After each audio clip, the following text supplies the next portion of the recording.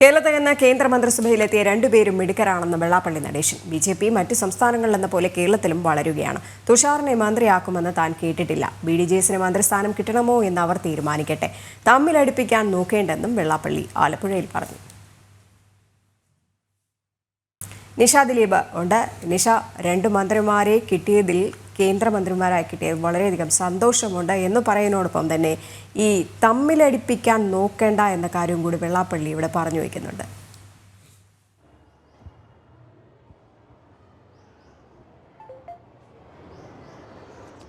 രജനി, കേരളത്തിൽ നിന്നുള്ള രണ്ട് കേന്ദ്രമന്ത്രിമാരും മിടുക്കരായ ആളുകളാണെന്നാണ് രാവിലെ ഇന്ന് വെള്ളാപ്പള്ളി പറഞ്ഞത്. മാത്രമല്ല, ഈ രണ്ടുപേരും അർഹിക്കുന്ന ആളുകൾക്ക് തന്നെ മന്ത്രിസ്ഥാനം കിട്ടി. ഒപ്പം തന്നെ കേരളത്തിൽ BJP വളരുകയാണ്. മറ്റ് സംസ്ഥാനങ്ങളിലേതുപോലെ തന്നെ കേരളത്തിലും BJP വളരുകയാണ്.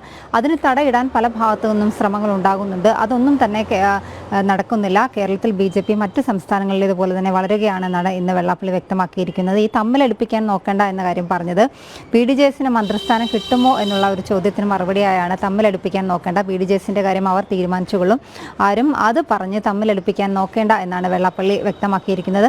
മാത്രമല്ല, രണ്ടിടങ്ങളിൽ ലോക്സഭാ തെരഞ്ഞെടുപ്പിൽ 2 ഇടങ്ങളിൽ തോറ്റുപോകുമെന്ന് താൻ നേരത്തെ പറഞ്ഞിരുന്നതാണ്. അത് ഒന്ന് ആലപ്പുഴയും മറ്റൊന്ന് പത്തനംതിട്ടയുമാണ്. ആലപ്പുഴയിലും പത്തനംതിട്ടയിലും CPMന്റെ സ്ഥാനാർത്ഥി നിർണയം പാളി എന്ന കാര്യം വീണ്ടും വെള്ളാപ്പള്ളി ഉറപ്പിച്ചു തന്നെ പറയുന്നു. ഈ 2 സ്ഥാനാർത്ഥികളും തോറ്റുപോകുമെന്ന് താൻ വളരെ നേരത്തെ തന്നെ തന്നോട് ചോദിച്ച ആളുകളോട്, അതായത് CPMന്റെ സംസ്ഥാന നേതൃത്വത്തോട് അല്ലെങ്കിൽ ഉത്തരവാദിത്തപ്പെട്ട ആളുകളോട് ഇക്കാര്യം താൻ വ്യക്തമാക്കിയിരുന്നതാണ്. അതിൽ ആലപ്പുഴയിൽ ആരിഫിന്റെ കാര്യത്തിലേക്ക് വരികയാണെങ്കിൽ, ആലപ്പുഴയിൽ ആരിഫ് സ്ഥാനാർത്ഥിയാകേണ്ട, ആരിഫ് സ്ഥാനാർത്ഥിയായാൽ തോറ്റുപോകുമെന്നുള്ള കാര്യം കഴിഞ്ഞ ദിവസം വെള്ളാപ്പള്ളി പറഞ്ഞതാണ്. പക്ഷേ അതിന് ആരിഫ് ഇന്ന് സമൂഹ മാധ്യമങ്ങളിൽ പറഞ്ഞിരിക്കുന്നത്, ഇക്കാര്യം വെള്ളാപ്പള്ളി നടേശൻ ആരോടും ചർച്ച ചെയ്തിട്ടില്ല, വെള്ളാപ്പള്ളിയോട് ആരും ഇക്കാര്യം ചോദിച്ചിട്ടില്ല എന്നുള്ള തരത്തിൽ ആരിഫ് സമൂഹ മാധ്യമങ്ങളിൽ ഒരു പോസ്റ്റ് പങ്കുവച്ചിരുന്നു. പക്ഷേ അക്കാര്യം നമ്മൾ ചോദിച്ചപ്പോൾ പറഞ്ഞത് അത് ഉത്തരവാദിത്തപ്പെട്ട ആളുകളെ താൻ അറിയിച്ചിട്ടുണ്ട്, തനിക്ക് ആരിഫിനോടൊന്നും പറയേണ്ട കാര്യമില്ല എന്നാണ് വെള്ളാപ്പള്ളി പറഞ്ഞത്. മാത്രമല്ല, തനിക്ക് ഈ പാർട്ടിയുമായി അടുത്ത ബന്ധമുണ്ട്, അതുകൊണ്ട് തന്നെ അവിടെ ഈ പാർട്ടിയുടെ താഴേക്കിടയിലുള്ള അണികൾ അല്ലെങ്കിൽ പാർട്ടിയിലെ സാധാരണക്കാരായ പ്രവർത്തകർക്ക് ആരിഫ് ഒട്ടും അഭിമതനായിരുന്നില്ല എന്ന കാര്യത്തിലും വെള്ളാപ്പള്ളി ഉറച്ചു നിൽക്കുകയുണ്ടായി. ആരിഫ് ആലപ്പുഴയിൽ സ്ഥാനാർത്ഥിയായാൽ തോറ്റുപോകും എന്നുള്ള കാര്യം താൻ ഉറപ്പിച്ചു പറഞ്ഞതാണ്.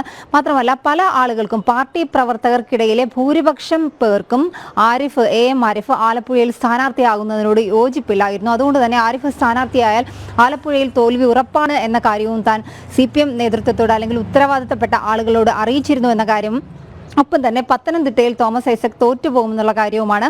ഈ 2 കാര്യങ്ങൾ CPM സംസ്ഥാന നേതൃത്വത്തെ താൻ അറിയിച്ചിരുന്നതാണ്. അക്കാര്യത്തിൽ ഉറച്ചു നിൽക്കുന്നു. ഈ 2 സീറ്റുകളിലും തോൽവി ഉറപ്പിച്ച് താൻ പറഞ്ഞതാണ് എന്നാണ് ഇന്ന് വെള്ളാപ്പള്ളി വ്യക്തമാക്കിയിട്ടുള്ളത്. രജനി.